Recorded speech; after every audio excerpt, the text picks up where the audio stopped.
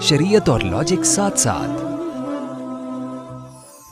تو اس لیے ہمت کر کے تھوڑا سا ان غریبوں مسکینوں کو بھی جا کے دیکھ لیا کرو. تھوڑا سا سیاست سے دماغ کیا ہوگا.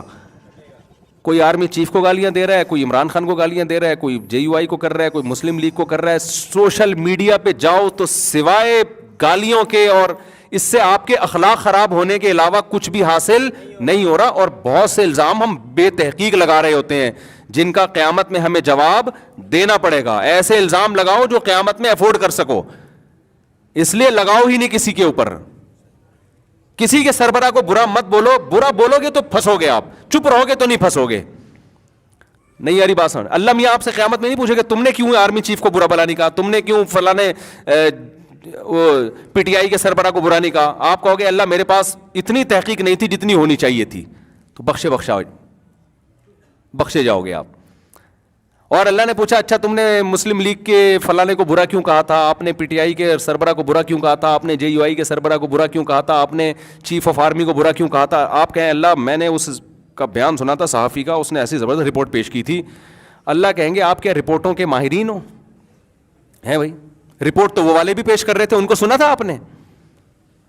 باجوہ پہ الزام لگے تھے تو باجوہ سے آپ نے کلیئر کیا تھا کہ یہ الزام صحیح ہے یا نہیں. عمران خان پہ الزام لگے تھے تو جب تک بالمشافہ ملاقات نہ ہونا, میرا یہ تجربہ ہے انسان کسی پہ نہ الزام لگائے نہ کسی کی حمایت کرے. ہم نے بسا اوقات دیکھا کسی شخصیت پہ, چاہے وہ عمران خان ہو, چاہے وہ مسلم لیگ کے سربراہ ہو, نواز شریف ہو, کوئی بھی ہو, آپ جب تک براہ راست نہیں ملتے آپ کوئی اسٹیٹمنٹ نہیں دے سکتے. کیونکہ بعض دفعہ الزام لگ رہا ہوتا ہے, جب آپ متعلقہ شخص سے پوچھتے ہیں نا تو پتہ چلتا ہے حقیقت کچھ اور یہ صحابہ کے دور سے ہوا ہے. حضرت عبداللہ بن عمر کے پاس ایک شخص آیا, پروپیگنڈا ہوا تھا حضرت عثمان کے خلاف, حضرت خوارج نے حضرت عثمان کے خلاف پروپیگنڈا ہوا. اتنا پروپیگنڈا ہوا کہ شام سے ایک شخص آیا عبداللہ بن عمر کے پاس اور کہنے لگا حضرت عثمان جن کی آپ بڑی تعریفیں کرتے ہیں ان میں تو 3 بڑی بڑی برائیاں تھیں.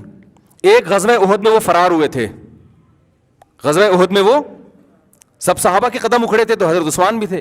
نمبر 2 بیعت رضوان میں وہ کیوں شریک نہیں تھے؟ 1400 صحابہ نے بیعت کی ہے نبی کے ہاتھ پہ اور عثمان نے بیعت, یہ پروپیگنڈا ہے یا نہیں ہے؟ اور عثمان نے بیعت کیوں نہیں کی؟ اور ایک تیسرا بھی تھا اعتراض, کسی کے ذہن میں میرے دماغ سے نکل گیا, ایک اور اعتراض بھی تھا ابھی میرے ذہن سے نکل گیا ہے. نہیں وہ نہیں, ایک اور اعتراض بھی تھا. خیر کہ ایک تو بیعت رضوان میں شریک نہیں ہوئے اور دوسرا یہ کہ غزوہ احد میں فرار ہو, وہ فرار کیوں اختیار کیا انہوں نے. تیسرا بھی اعتراض تھا بڑا مشہور ہے, مجھے میرے ذہن سے نکل گیا. تو خیر عبداللہ بن عمر نے فرمایا کہ غزوہ احد میں اگر وہ فرار ہوئے تھے تو قرآن میں اللہ نے ان کی معافی کا اعلان کر دیا ہے. جو بھی صحابہ غزوہ احد میں فرار ہوئے تھے اللہ نے سب کی معافی قرآن میں نازل کر دی ہے. جب اللہ نے توبہ قبول کر لی ہے تو تمہیں کیا ضرورت ہے بھائی اعتراض کرنے کی. اور دوسری بات یہ کہ بیعت رضوان میں جو حضرت عثمان شریک نہیں ہوئے اس کی وجہ یہ تھی کہ نبی صلی اللہ علیہ وسلم نے مشرکین سے مذاکرات کے لیے اس شخصیت کو بھیجا جو آپ کی نظر میں سب سے محبوب. تو حضرت عثمان چونکہ بہت زیادہ محبوب تھے اس لیے ان کو سفیر بنا کے بھیجا ہے. اور پھر کہ حضرت عثمان کو بیعت رضوان میں نبی نے جو پروٹوکول دیا کسی صحابی کو نہیں دیا کہ جب بیعت کا وقت آیا تو آپ نے اپنا دایاں ہاتھ اوپر رکھ کے فرمایا کہ یہ عثمان کا ہاتھ ہے اور یہ میرا ہاتھ ہے. کسی صحابی کو یہ سعادت نہیں ملی ہے. تو دیکھو جو چیز تہمت لگانے کا ذریعہ تھی جب تفتیش کی ہے تو وہی چیز فضیلت کا ذریعہ بن گئی کہ نہیں بن گئی.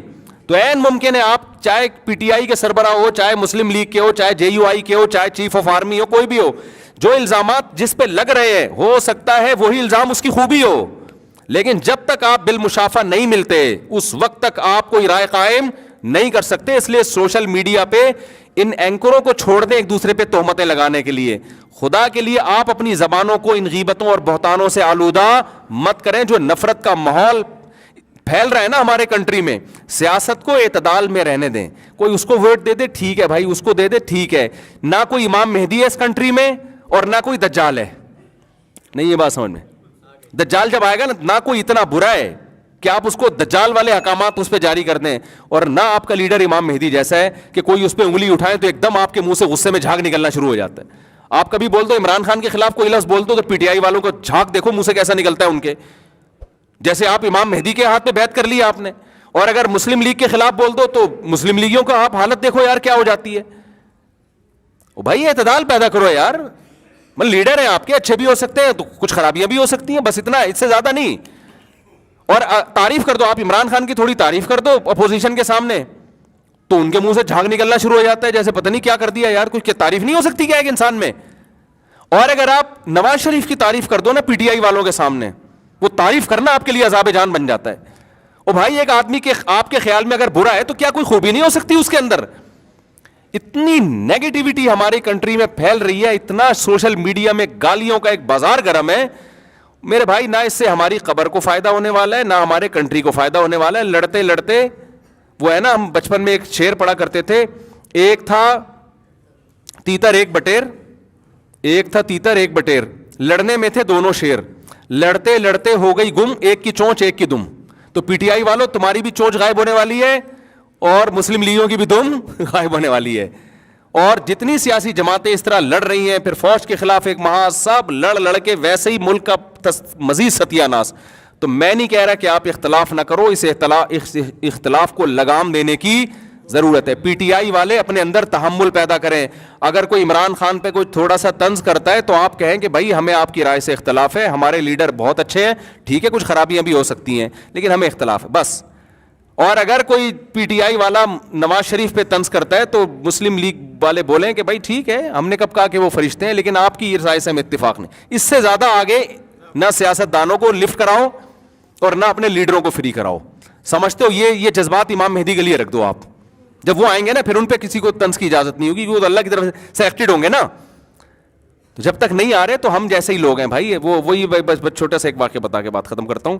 وہ ایک ہارون رشید جو ہے نا خلیفہ, وہ جا رہا تھا بڑی شاہی سواری میں نا, تو آج کل لوگ سیاسی لیڈروں کو بہت برا بھلا بھی کہتے ہیں, تو اتنا بھی برا بھلا مت کہو بھائی, اتنا بھی نہیں کہو, تھوڑا سا اعتدال سے کام لو. کچھ خوبیاں بھی ہوتی ہیں, ہر ایک میں ہوتی ہیں.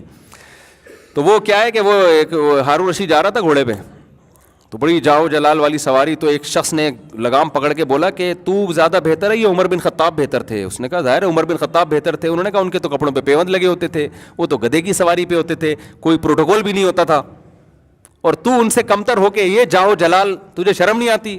انہوں نے کہا عمر بن خطاب کی حکومت تھی ابو ہریرہ جیسے مسکینوں پر. تو عمر بن خطاب کو لوگ کیسے ملے تھے؟ ابو ہریرہ جیسے لوگ تھے نا. اگر عمر بن خطاب کے 10 پیوند ہیں تو ان کے 11 لگے ہوئے ہوں گے پیوند, اور کہا میں بادشاہ ہو کے میں گھوموں گدھے پہ, اور یہ غریب لوگ جناب شاہی سواریوں میں گھومے, خود پراٹھے کباب کھا رہے ہو بیٹھ کے, اور بادشاہ جو کی روٹی اور ستو کھائے. تو میرے بھائی جیسے ہم ہیں ہمارے لیڈر اسی ٹائپ کے ہمیں ملیں گے. کوئی امام مہدی ہمارے ملک میں آنے والا نہیں ہے. تو جیسے ہم کون سا اتنے خوبصورت لوگ ہیں جس کو موقع ملتا ہے بہن کی وراثت, آج لوگ کہتے ہیں وہ اتنے اسٹیل مل کھا گیا وہ کھا گیا, تو آپ نے کیا کھا؟ آپ بہن کی وراثت کھا گئے, آپ دکان کھا گئے, بیوی کا مہر کھا گئے. آپ کیا خیال ہے؟ ابا بچے کو جیب خرچی دیتا ہے نا ابا, آج کل وہ اس میں سے پان گٹکے کے پیسے نکال رہا ہوتا ہے اپنے, وہ اس میں سے پان گٹکے کے. ہاں کچھ ہمارے لیڈر ایسے ہیں جو بہت ہی اعلیٰ مقام پر ہیں, تو تھوڑے ہیں جن کو ہم برا بلا کہہ رہے ہیں نا, ان میں کچھ خوبیاں بھی ہوتی ہیں, کچھ خامیاں بھی ہوتی ہیں. اور جن کو ہم اچھا کہہ رہے ہوتے ہیں تو ہمارے خیال میں اچھائیاں زیادہ ہیں, خامیاں کم ہیں. لیکن یہ کہ خامی لیس ہے, ایک لفظ کسی لیڈر کے خلاف بول دو, سامنے والے کے منہ سے جھاگ نکلنا شروع ہو جاتا ہے غصے میں. او بھائی یہ تم اپنے باپ سے ایسی تمہیں عقیدت نہیں ہے, تم پتہ نہیں اپنے لیڈروں کو اپنا باپ کیوں بنا لیا تم نے.